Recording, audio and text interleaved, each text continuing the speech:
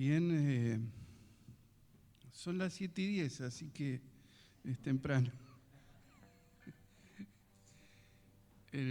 Bueno, después se pondrá en hora el teléfono. Y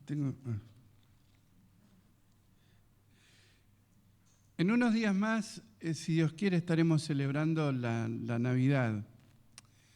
Y aunque el Señor no haya nacido en esta fecha, es bueno que nos tomemos un tiempo al año para recordar este evento. Y si esta es la fecha escogida, bien, porque nos debería ayudar a pensar en la Navidad, en lo que significó la Navidad. Y si tuviéramos que hablar de la Navidad y recordáramos los hechos de la Navidad, ustedes los van a hallar en los evangelios, en particular en Mateo y Lucas. Y van a ver allí los distintos relatos que se nos cuentan acerca de cómo nació el Señor Jesús. Se nos va a hablar primero de la anunciación del nacimiento de Juan el Bautista, luego de la anunciación del nacimiento del Señor Jesús, tanto a María como a José, luego los hechos relativos al nacimiento en sí mismo.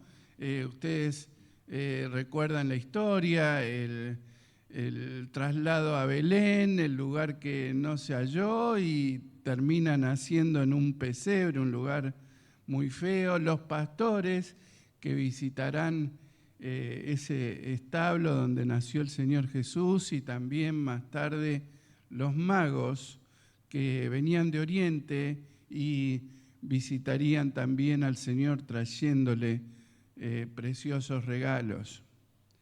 Esos son los hechos. Pero explicar esos hechos no es tan sencillo, porque es tan grande esa historia. Y insisto, podemos entender los hechos, pero explicarlos es otra cosa. Y al apóstol Pablo se le ocurrió pensar en esos hechos y tratar de explicarlos. Y vamos a ver lo que dijo, lo que escribió el apóstol Pablo al respecto. En un pasaje que se encuentra en 1 Timoteo capítulo 3, versículo 16, uno de los grandes 3:16 de la Biblia.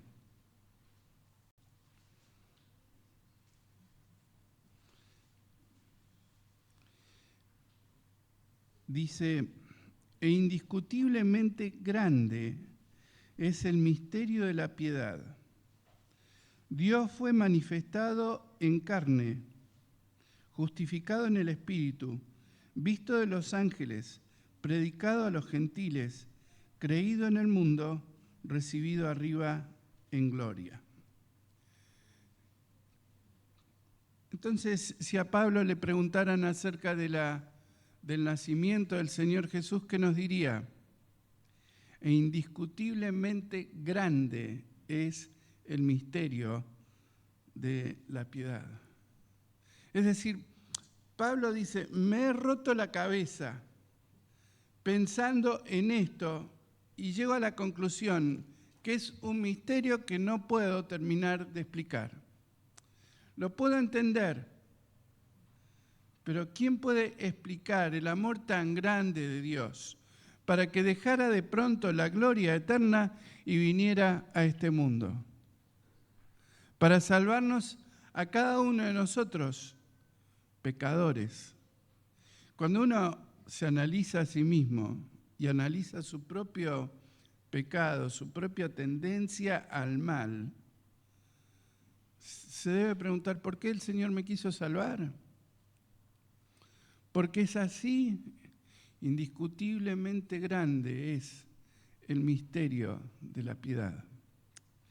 Lo que sigue en el versículo es un extracto seguramente de un himno de la iglesia primitiva. La iglesia primitiva también cantaba. Y se cree que uno de los himnos que cantaban era este, que resume, sintetiza toda la obra del Señor Jesús. si lo miramos el texto, vamos a ver que los evangelios siguen más o menos el bosquejo que está aquí enumerado en este himno. Porque era importante que los creyentes recuerden el ministerio del Señor Jesús. Y como claro, no tenían la Biblia para llevársela a la casa, los himnos fueron una estrategia para poder recordar hechos importantes de la vida del Señor Jesús. Y este himno, si ustedes lo miran, va siguiendo un poco el bosquejo que hallamos en el Evangelio de Juan. Porque Juan comienza diciendo que el Verbo era con Dios, pero en ese mismo capítulo dice que el Verbo que era Dios, ¿y qué hizo? Habitó entre nosotros y se hizo carne, estuvo entre nosotros. Qué importantísimo es este hecho de que el Señor se haya encarnado, porque al encarnarse, el Señor realmente puede vivenciar las mismas experiencias que cada uno de nosotros, a excepción, claro, del pecado. Entonces, cuando transcurre nuestra vida y las distintas cosas que nos van pasando, las cosas buenas y las cosas malas, podemos hallar en Cristo a alguien que nos puede comprender, porque Él también lo experimentó. Él tuvo hambre, Él tuvo sueño, Él sufrió. De modo que el Señor entiende cada una de estas experiencias que nosotros vivimos. Y porque las entiende, nos puede socorrer. Entonces, es fundamental que Él se haya manifestado en carne porque nos brinda su consuelo con total entendimiento de lo que estamos padeciendo. Mismo cuando somos tentados y nos vemos en esa lucha, el Señor nos entiende porque si bien Él no cedió ante la tentación, allí estuvo también enfrentando al tentador. Por tanto, insisto, es fundamental que Él se haya encarnado para que nosotros hallemos en Él aquel que nos puede acompañar, que nos puede proteger, que nos puede brindar consuelo, que nos puede ayudar. El Señor se manifestó en carne, dice el texto. Fue justificado en el Espíritu.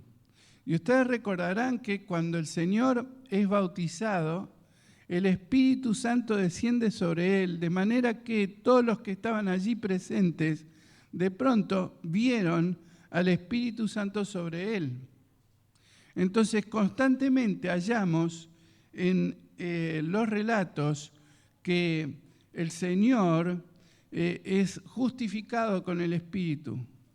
Y Él se va a encargar de decirle a sus discípulos que cuando Él se fuera, vendría ¿quién? Otro Consolador, que no es más que el Espíritu Santo que hoy mora en nuestros corazones.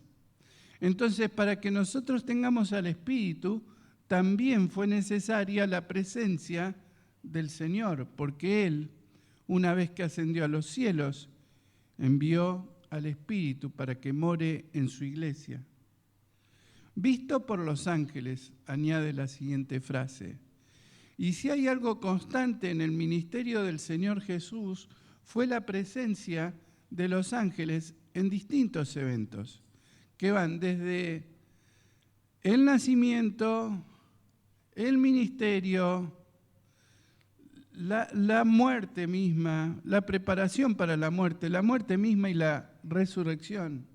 Los ángeles estuvieron allí presentes, siendo testigos de la vida y el ministerio del Señor. Estas dos frases siguientes parecieran que irían después de la última. Predicado a los gentiles, creído en el mundo. Hubieron gentiles que se acercaron al Señor Jesús aun cuando Él estaba en la tierra, y Él les predicó. Aunque aclaró que más tarde sería el tiempo de ellos, pero Él les predicó también a los gentiles. Y sería el apóstol Pablo quien se dedicaría a predicar el evangelio, particularmente entre los gentiles. ¿Y qué pasó entre los gentiles cuando fue predicado el evangelio? Muchos creyeron. Por eso Pablo añade, creído en el mundo. Ahora, por último, la última frase, recibido arriba en gloria. Los evangelios terminan con la ascensión del Señor Jesucristo. Una vez que Él resucitó, ascendió a los cielos. Si tuviéramos que preguntarnos, ¿dónde está el Señor hoy? Digamos que su lugar de residencia es en el cielo. Pero también Él dijo que donde 2 o 3 están reunidos en su nombre, ¿dónde estaría Él? En medio de ellos. Quiere decir que el Señor ahora mismo, está en medio de nosotros. Indiscutiblemente grande es el misterio de la piedad. ¿Se dan cuenta? Indiscutiblemente grande es el misterio de la piedad, que el Señor esté presente en esta reunión. Qué magnífico es pensar en ello, que además de gozarnos con los hermanos que están a nuestro alrededor, el Señor está en medio de nosotros. Y este es el resumen que este himno nos presenta acerca del Evangelio. Hemos podido recorrer rápidamente cada uno de los puntos principales del ministerio del Señor Jesús para de pronto llegar a la misma conclusión con la cual empieza Pablo. Indiscutiblemente grande es el misterio de la piedad. No lo podemos entender absolutamente todo, pero qué bueno es que pasó, qué bueno es que Él vino, qué bueno es que Él murió, bueno que Él resucitó, qué bueno es que Él está ahora con el Padre, qué bueno es que Él ahora está en medio nuestro, porque Él así lo prometió. Qué grandeza la de la obra del Señor Jesús. A ninguno de nosotros se nos podría ocurrir una historia más maravillosa.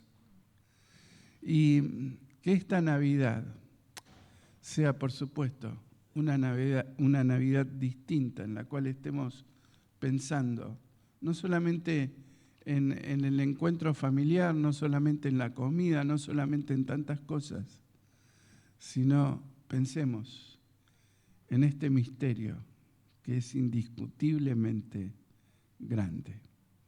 Que el Señor nos bendiga ahora al recordar al Señor a través de estos símbolos que nos hablan de este misterio manifiesto en nuestras vidas. Oramos al Señor. Padre Celestial, te damos gracias porque hemos podido mirar las Escrituras, hemos podido adorarte a través del canto, hemos podido recordarte a través de las oraciones y queremos pedirte ahora que tú nos bendigas al participar de los símbolos y recordar este misterio tan grande que significó nuestra propia salvación. Te pedimos tu bendición en el nombre del Señor Jesús. Amén.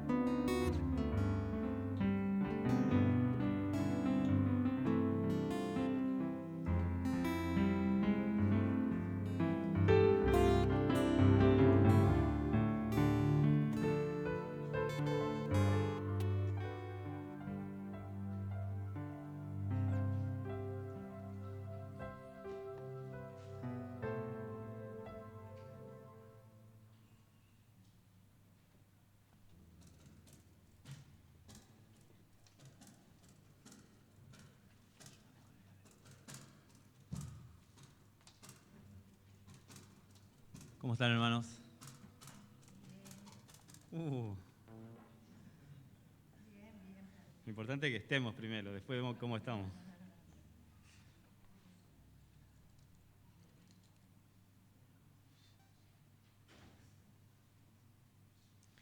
Dice Jeremías 3:3, por esta causa las aguas han sido detenidas. Y faltó la lluvia tardía, y has tenido frente, y no quisiste tener vergüenza. A lo menos desde ahora no me llamarás a mí, Padre mío, guiador de mi juventud. Guardará su enojo para siempre, eternamente lo guardará.